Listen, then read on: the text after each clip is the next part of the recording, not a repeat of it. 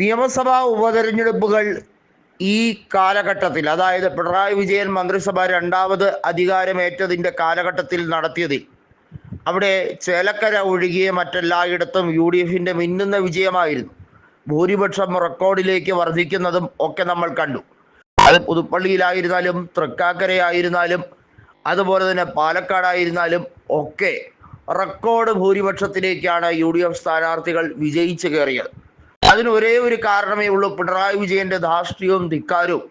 അത് കൃത്യമായി ജനങ്ങൾക്കിടയിൽ അതിൻ്റെ പ്രതിഷേധം അത് വലിയ തോതിലേക്ക് വർദ്ധിക്കുകയും സാധാരണഗതിയിൽ ഉണ്ടാകേണ്ട ഒരു എഡ്ജിനേക്കാൾ വലിയ തോതിൽ UDFിൻ്റെ ഭൂരിപക്ഷം ഉയരുകയും ചെയ്തു. ഏകദേശം ലോക്സഭാ തെരഞ്ഞെടുപ്പിന് സമാനമായ രീതിയിലേക്ക് UDFിൻ്റെ ഭൂരിപക്ഷം ഒരുപക്ഷെ അതും അതിനേക്കാൾ മികച്ച രീതിയിലേക്ക് ഉയർന്നു. ഉദാഹരണത്തിന് പാലക്കാട്